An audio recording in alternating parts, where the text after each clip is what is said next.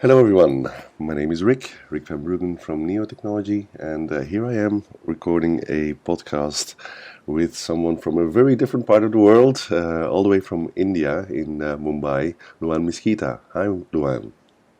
Hi Rick, how are you? I'm very well. Thanks for joining us. It's great to have someone from the eastern part of the world joining us on the podcast.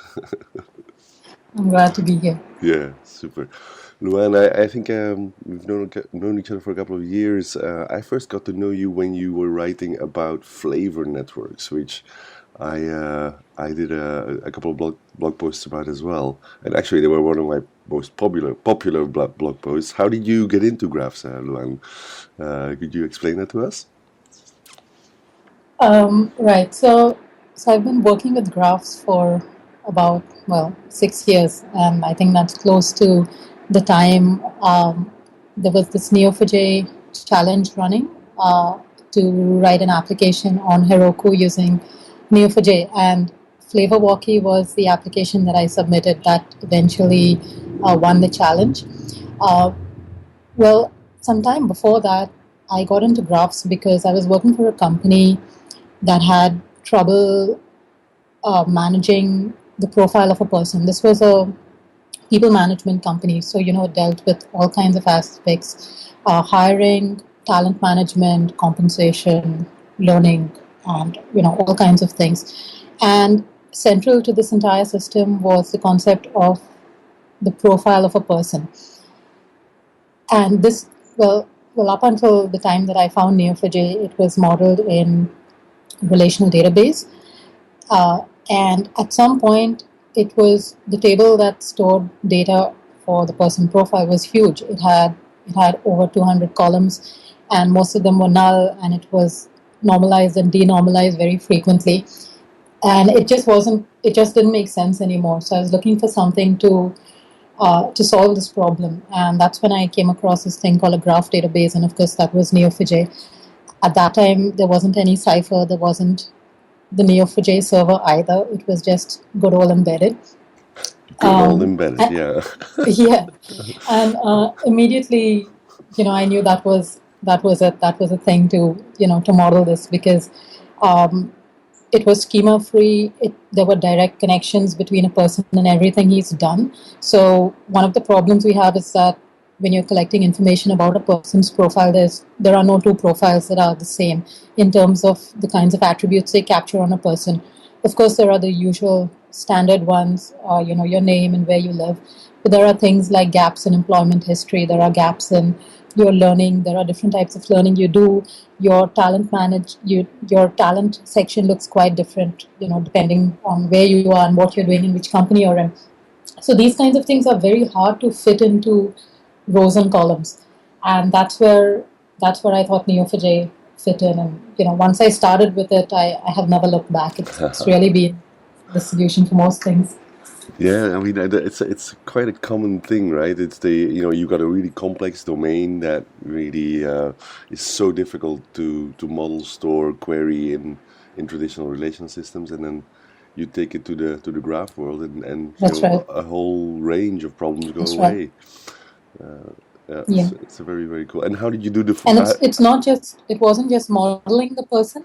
Yeah, I'm sorry. no, go for it, go for it. Yeah, it wasn't just modeling the person, but just the fact that we could model it this way exposed a whole lot of insights that we did not think about earlier. And for the company that I was in, that was really important. So you weren't just interested in a model of a person and then spitting it back out to whoever's looking at your profile, but you wanted insights into potential jobs that this person might be good for, or if he's got a high flight risk, then who's going to replace him? What skills does he match? Is he in the wrong job at this time? And is he really sitting in your company working in a job that he hates? And he's blogging about other things. And the last one I mentioned, it was a real use case. When I did a quick POC in about 2 hours one night, and I just picked up random data from one of our internal company social networks. And the first thing it surfaced was this guy who was sitting and doing Java development there, quite miserable. But he was blogging about and doing sample applications on iOS. And at the very same time, the very same company was looking for people to work in their new iOS team, and here he was sitting under their noses, and no one knew about him. So, Yeah. so these were the kinds of things that you could surface immediately, which staring at a table, You would never find impossible, it. Yeah. almost impossible. Totally. Right. Very cool.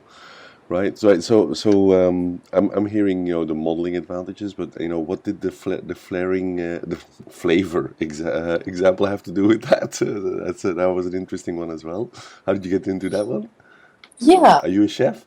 Well, I love food. Uh, no, I am nowhere near a chef, but I love food. I love cooking, and I was thinking of what am I going to submit to this contest, and well, most of the enterprisey things were done, and I was quite bored with enterprises at that time. Well, then I thought about food. Okay, I like food, and something that I've been reading about recently, actually a book review called The Flavor Bible, which lists ingredients and what they pair with. And there are some of them which form the classic triangle.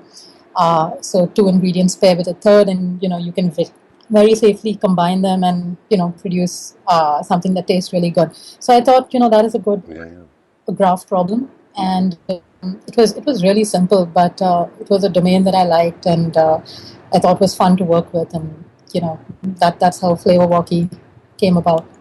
And then, Luan, recently, I mean, more recently at least, you actually started working full time with Neo projects at GraphAware, right? I mean, you're part of the That GraphAware is right. team. That is right. I work for GraphAware now. Yeah. Yep. How is that Yep. going for you? Very, very great. There can't be anything better than working with Neo4j all day. At the moment, I'm part of the Spring Data Neo4j team, Yeah. and as you know, we've just released Spring Data Neo4j 4 in September. So yeah, it's going really good. We've produced some great stuff, and yep. Very cool. No, I'm a big fan. Last night I met up with Michal in London, and we were doing some Czech beer tasting. Okay. It was an interesting evening. Yeah, very cool. So Was let's it talk a better little. than Belgian beer now? Oh no! Don't get us started on that one. That's going to be a very long podcast then. No. So let's talk about the future, Luan. What does the future hold? I mean, you've been involved in some really exciting projects, like for example, Spring Data, Neo4j. Yeah. Where do you see this going? Can you share some of your Okay. perspectives? Well,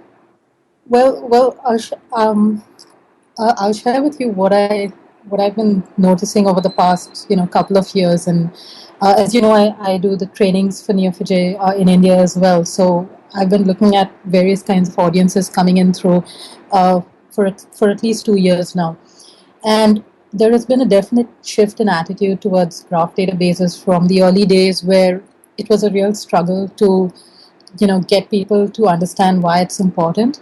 Although they got it, it was still something that they would really have to fight very hard to use in their organization.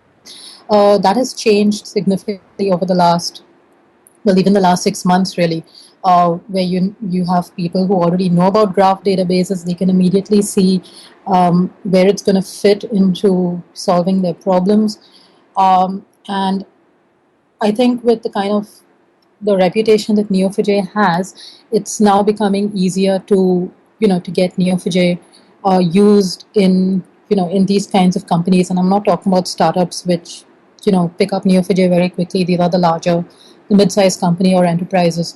I think what I would like to see at some point and fairly soon is the fact is when graph databases become something that you just use. If you're planning a new project, it's very common to say, hey, we need a database, and no one will challenge you, right? You'll go and you'll pick up a database and you'll use it, typically in RDBMS. If you were to say, hey, we need a graph database, then it should be exactly that.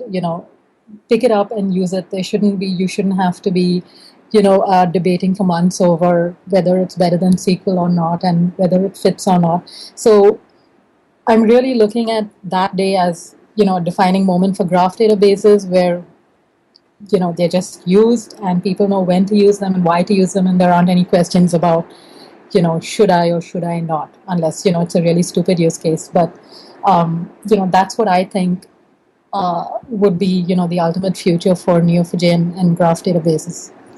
And I'm looking forward to that day as well. And I think lots of us work towards that goal, and it'll be a great thing. And what about the Spring Data stuff? Is that